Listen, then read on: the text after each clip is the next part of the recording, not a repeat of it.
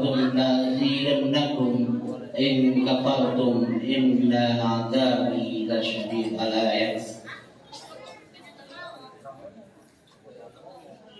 Yang saya hormati dan saya muliakan saudara saya Al-Ustaz Al-Kiai Haji Ustaz Anwar Ghazali. Yang saya hormati tentunya orang tua saya yang masih ada, ibunda tercinta, saudara-saudara saya, baik dari yang tua siri, dari Garon, dari Bab Keper, karena banyak tak bisa disebutkan satu persatu. Oh ya, cabang Perbaku ya, alhamdulillah. Ucapan terima kasih yang tak terhingga pada saudara-saudaraku semua, bapak-bapak, ibu-ibu, adik-adik, jamaah, para haji, para ustadz, para rekan, semuanya yang tidak bisa saya sebutkan satu persatu. Mau lagi rasa hormat dan takdim saya pada kalian semua. Jujur, luar biasa, saya sangat dari hati yang paling dalam dan pada hujan masih menyempatkan diri untuk datang memenuhi undangan dalam acara milad atau hari kelahirannya malaikat. Salam serta salam marilah kita limpahkan ke junjungan Nabi besar kita Muhammad sallallahu alaihi wasallam, baik dari bidang apapun, dari akhlak, kehidupan sehari-hari, penemuan, serta ada di baginda besar Nabi kita Muhammad sallallahu alaihi wasallam.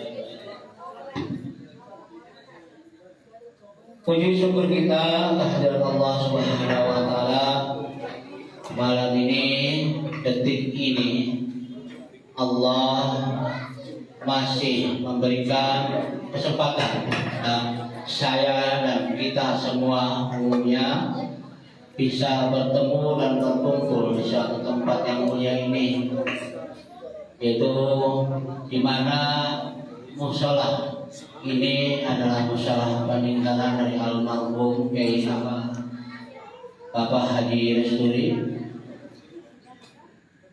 Kenapa kita atau saya acaranya acara perusahaan, notabene acara pribadi kok di musola? Yang pertama, tempat di rumah habis dibongkar rapi. Kedua, menghindari cemburuan sosial. Tentunya terutama maksud tujuannya mempererat tali silaturahmi antara saya dan keluarga, dan juga mengenang di mana tak terasa waktu sudah 13 tahun. Alhamdulillah sampai detik ini saya punya usaha, masya Allah berikan kelancaran, walaupun begitu banyak rintangan, walaupun begitu banyak godaan dan cobaan yang luar biasa. Bahkan saya pribadi punya usaha ini pun tidak menyangka sama sekali bisa sampai saat ini. Enggak menyangka saya bisa dipanggil bos. Karena sebagian tahu, mungkin baik dari saudara, bapak-bapak hadirin semua, bagaimana dulunya saya memang sangat tidak terasa sekarang bisa. Ya memang kalau kita perbandingkan dengan orang-orang di luar sana, usaha saya ini ya sewujud. Tapi saya merasa bersyukur, sangat-sangat merasa bersyukur dibandingkan 13 tahun yang lalu saya masih ngerosok. 13 tahun lalu saya masih begitu banyak penderitaannya. Dibanding dengan sekarang, jauh berbeda. Nah itu yang selalu saya ingat untuk pandai bersyukur, ya. Kenapa? Kita bandingkan dulu dan sekarang, gitu loh. Kalaupun yang namanya orang usaha di bidang apapun, dimanapun namanya orang usaha, tidak ada yang mulus kayak jalan tol. Pasti ada lubang, ada bilukan, pasti ada tanjakan, ada turunan. Pasti sama kayak perjalanan hidup. Di muka bumi ini nggak ada yang selalu senang, nggak ada yang selalu susah. Walaupun dia miskin, walaupun dia kaya, semua pasti mengalaminya. Karena kesusahan itu, kemiskinan itu adalah suatu kasih sayang Allah pada hambanya, agar kita senantiasa berpikir, agar kita senantiasa tidak menyombongkan diri, agar senantiasa kita ini pandai mensyukuri ketika Allah memberikan nikmat yang lebih dari yang sudah-sudah, gitu loh. Namun kalau patah bahasa para alim ulama, para asyatid, ketika kita mengukur dunia, janganlah pernah mengukur kita yang lebih kaya. Tapi kalau mengukur dunia, kita harus melihat orang-orang yang lebih tidak mampu dari kita, agar kita merasa beruntung. Karena kalau kita melihatnya orang lain yang lebih kaya, tentu kita akan merasa kurang terus. Karena pada dasarnya manusia nggak pernah ada rasa cukup kalau belum jujur dalam. Allahumma sholli ala Sayyidina Muhammad wa ala ali Sayyidina Muhammad. Para hadirin semua, sekali lagi saya ucapkan banyak terima kasih. Tanpa terasa, dulu 13 tahun yang lalu di musola, belum lama berdiri, saya sangat masih ingat sekali.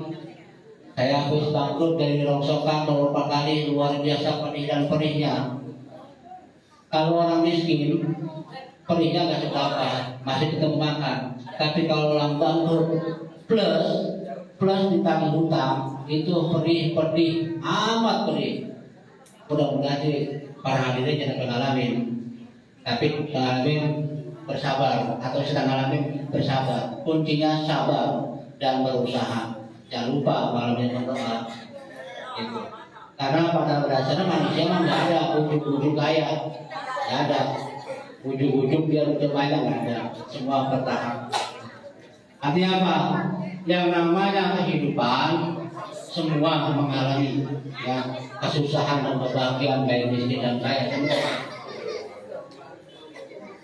Makanya saya selalu ingat, ketika saya banyak duit, walaupun mungkin ya maaf ya, bukannya berarti saya berlebihan, tapi saya enggak, jujur, kalau kurang sama aja.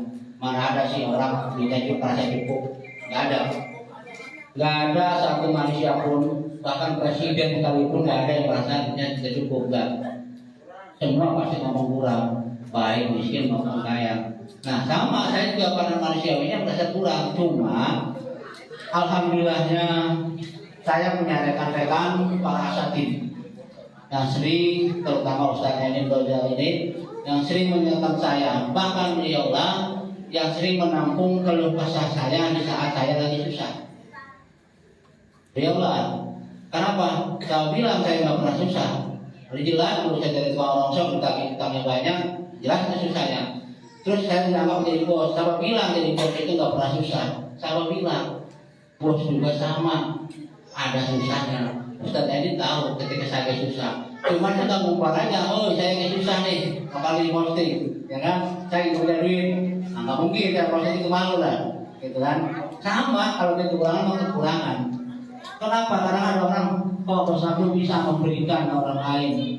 Lalu, bukan masalah apa-apa, mungkin ada di hati saya jujur aja, yang manusia ada sifat riya, ada sifat ujub, ada. bahkan saya pernah disentil juga, gitu kan. Ketika ada musibah datang melanda, saya nggak pernah marah, saya nggak pernah marah-marah. Tapi ketika musibah itu melanda, justru saya berpikir, kenapa yang namanya manusia, apalagi saya yang di lapangan. Tentu godaan, ujian di lapangan itu luar biasa. Ya, artinya apa? Yang namanya kehidupan, yang namanya usaha, ada pasang surutnya. Nggak mungkin nama orang itu terus mulus, enggak. Sama semuanya juga. Yang usaha apapun, yang dagang somai, yang dagang otak-otak, yang kan dagang lontong, termasuk saya, sama. Terus lagi apalagi sekarang menghadapi persaingan bebas, persaingan global. Bahkan saya bersaing dengan rival-rival saya pun orang-orang terdekat. Tapi nggak masalah. Yang penting satu, ini maaf bukan ngajarin. Ketika ada persaingan, jaga hati. Ya, siapapun ini barangkali ini ya, maaf sekali lagi tidak menggurui. Ini pengalaman hidup. Janganlah pernah dalam hati ini ketika kita tersaingi bisnis apapun kita, jangan pernah di hati ini untuk atau niat menghancurkan orang lain, rival kita. Jangan pernah ada. Kenapa? Ketika kita disaingi oleh seseorang, terus kita niat menghancurkan dia, niat menghancurkan rival kita tidak akan hancur sebelum kita sendiri yang hancur. Maka dari itu niat di hati inilah kita menghadapi sesuatu masalah, ketika menghadapi apapun itu, jangan pernah hati ini dendam ingin menghancurkan seseorang. Ya, termasuk ini karyawan saya, persaingan luar biasa. Jangan pernah kita niat menghancurkan orang lain, menjelek-jelekan produk orang lain. Justru kalau kita dalam bersaing apapun, baik sembako, kontrol, baguskanlah pada orang lain dan lebih baguskan produk kita sendiri. Nah, di situ nanti suatu saat rival-rival kita, pesaing-pesaing kita ini akan sungkan dan akan merasa segan sama kita karena kita tidak membalas perbuatan mereka. Gitu. Karena inilah salah satu pelajaran yang saya ambil dari 88 trik sukses Rasulullah. Salah satunya itu yang memang dari 88 trik ini tanpa disadari kita, saya hampir 86 itu sudah saya jalani. 2 yang sampai saat ini belum bisa terhindarkan, yaitu riba dan marah-marah. Itu terkadang pasti kena juga ribanya. Karena 88 trik Rasulullah itu dilarang kita berdagang, berjualan menggunakan uang yang melebihi dari yang kita pinjam. Walaupun bank ini diperbolehkan sebagian, tapi kalau bersyarat tidak boleh. Tapi kalau secara ilmu ekonomi yang ambil bank ini, kita harus hitung masak-masak. Banyak kan dari antara kita ini karena ngambil bank mau pinjam saja, pas bayarnya pusing. Kenapa? Tidak punya kalkulasi untuk pembayaran. Di sini banyak rekan-rekan saudara-saudara yang jatuh bangun dalam berbisnis, rata-rata ya pengalaman hidup saya, kalau saya amati, yang paling utama ialah kebanyakan di riba. Karena ketika pepet nih pinjam uang 1 juta, ganti 1.200.000 dalam sebulan atau dalam 1 minggu. Di sini 200 itu jadi persoalan. Nah, ternyata begitu banyak musibah yang terjadi oleh apa yang disuguhkan ke hadapan saya, baik pribadi maupun perusahaan. Kalau saya amati, salah satunya ialah menghapus uang dari yang saya pinjam, yang saya beri. Tuh. Jadi kalau kita bisa tidak pinjam bank, jangan pinjam bank. Tapi kalau yang nggak bisa secara ilmu ekonomi, silahkan pinjam bank, tapi untuk yang produktif. Nah ini kan kalau ibu-ibu nih, saya lihat itu banyak sekarang bank embok segala macam pinjam uang hanya untuk shopping, pinjam uang untuk beli TV, pinjam uang di HP. Nah ini kita nggak bicara masalah agama, tapi bicara masalah ekonomi saja. Itulah yang akan memperburuk ekonomi kita. Ini yang pernah saya alami. Tapi alhamdulillah berjalannya waktu terus sampai tahun, alhamdulillah menginjak tahun 2021, puji syukur saya luar biasa. Di tahun 2021 ini seperti orang yang terlepas dari jeritan, walaupun belum semua. Gitu loh. Kalau kayak orang mah diikat pakai karet terus lepas, itulah rasanya. Seperti itu rasanya ketika kita pinjam hutang ke orang lain atau ke bank terus lunas, seperti itu. Gitu loh. Jadi kami minta para rekan-rekanku semua, para ibu-ibu, bapak-bapak, dalam berbisnis bidang apapun itu tentunya tidak ada yang mudah, ya, tidak ada yang instan. Begitu pada karyawan saya, jadi harus mengetahui, jangan lihat Abdullah yang sekarang unjang-unjang kaki tiap hari, merokok, makan, ngopi, dia tuh nggak ada gawainya. Bener, sekarang masa nggak gawainya, duduk manis saja. Tapi kan dulunya sama, lebih susah mungkin daripada hadirin semua sini. Bahkan mungkin seperti Bapak Heru, Ustaz Eni dan orang-orang sini tahulah siapa saya, gimana susahnya. Artinya apa? Saya bicara seperti ini, maaf, bukannya mau ria, bukan pamer. Mau kata pamer, ria nggak masalah. Tapi bisa dijadikan pelajaran apa yang saya alami.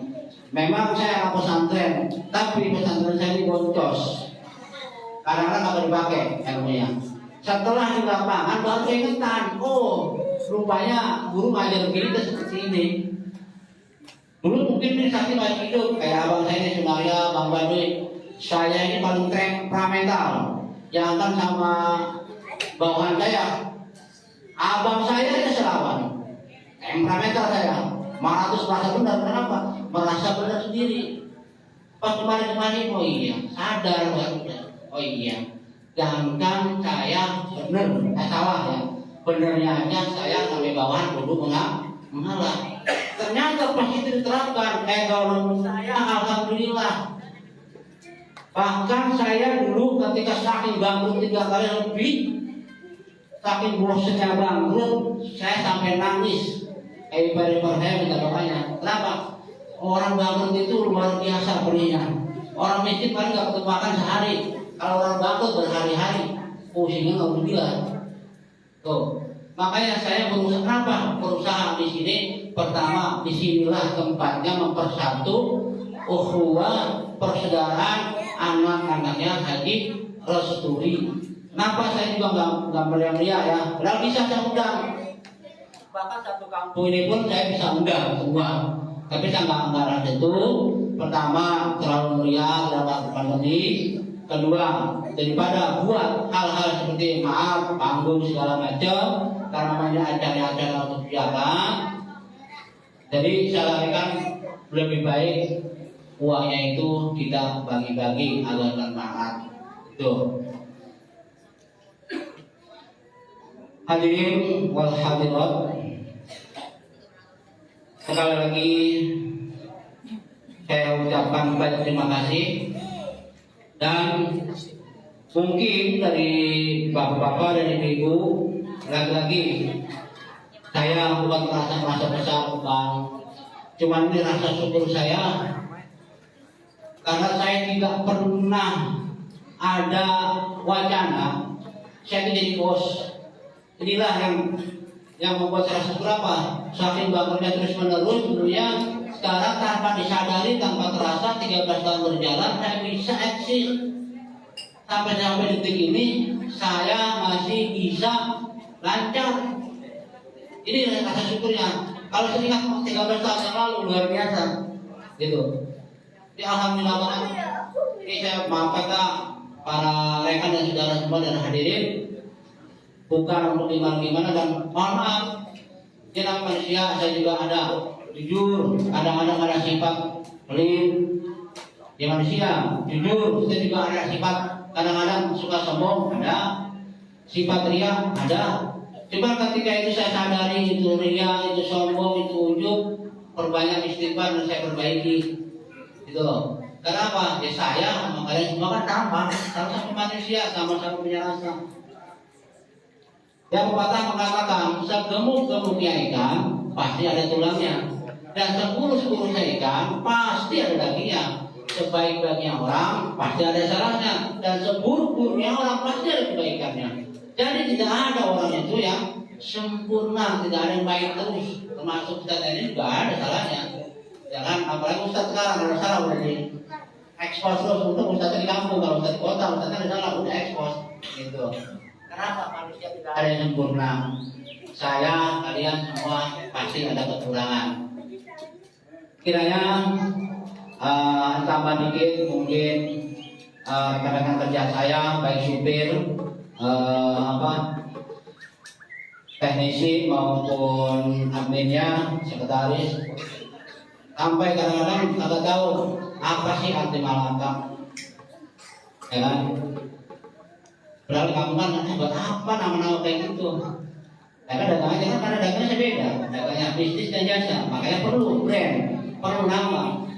Malaka ini sudah dikasih oleh Haji Anwar di kampung pada tahun 2009.